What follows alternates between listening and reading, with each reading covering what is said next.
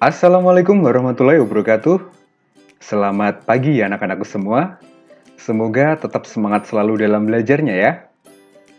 Di pertemuan pagi ini, kita akan belajar tentang bentuk interaksi sosial disosiatif. Sudah siap semuanya ya? Tujuan pembelajarannya, yang pertama, siswa dapat menjelaskan pengertian interaksi sosial disosiatif. Yang kedua, siswa dapat menjelaskan jenis atau bentuk interaksi sosial disosiatif. Nah, di pertemuan minggu lalu, kita sudah belajar tentang interaksi sosial asosiatif ya. Jadi kalau asosiatif itu lebih mengarah ke persatuan atau penyatuan, merekatkan ya. Kalau disosiatif yang kita pelajari sekarang ini sifatnya adalah pemisahan. Ya. Jadi proses sosial disosiatif itu adalah cara melawan seseorang atau kelompok orang demi meraih tujuan tertentu. Ini yang akan kita pelajari. Cara melawan seseorang atau sekelompok orang demi meraih tujuan tertentu. Lalu apa aja sih bentuk proses sosial disosiatif? Yang pertama ada kompetisi. Kompetisi itu kata kuncinya adalah persaingan. Yaitu suatu proses individu atau kelompok yang bersaing melalui bidang-bidang tertentu. Nah, di sini Bapak kasih contoh. Kita masih ingat ya, kemarin tahun 2019, ini ada persaingan dalam pemilihan presiden dan wakil presiden. Ya, di nomor urut 1, ini ada Bapak Joko Widodo yang berpasangan dengan Bapak Ma'ruf Amin.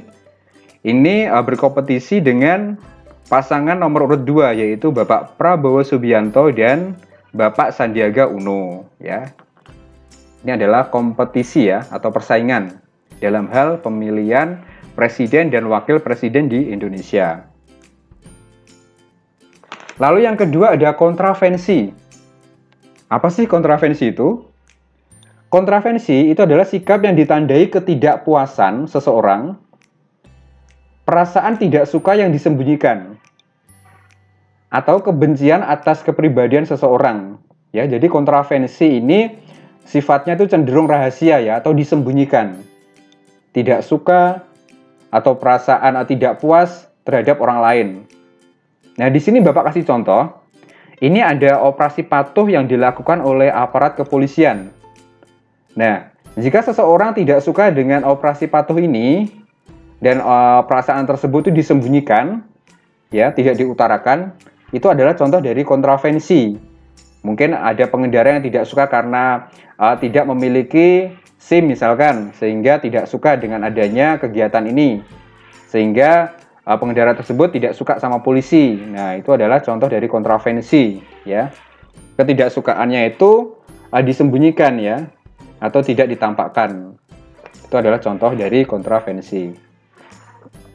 Berikutnya yang terakhir ada pertentangan. Ini adalah bentuk proses disosiatif yang ketiga, pertentangan atau konflik. Apa itu konflik? Ini adalah istilah yang sudah tidak asing lagi bagi kita ya.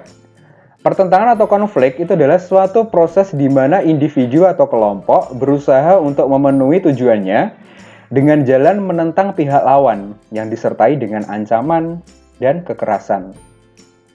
Suatu proses di mana individu atau kelompok ya yang berusaha untuk memenuhi tujuannya dengan jalan menentang pihak lawan. Ini kata kuncinya ya, menentang pihak lawan yang disertai dengan ancaman dan kekerasan. Di sini Bapak kasih contoh ya.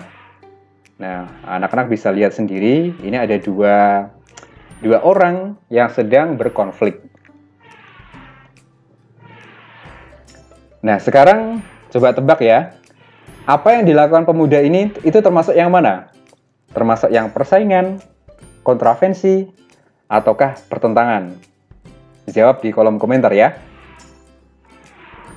Oke, itu aja pertemuan untuk materi pagi ini. Pesan Bapak tetap jaga kesehatannya ya. Karena dengan tubuh yang sehat, kalian akan tetap semangat selalu dalam belajarnya.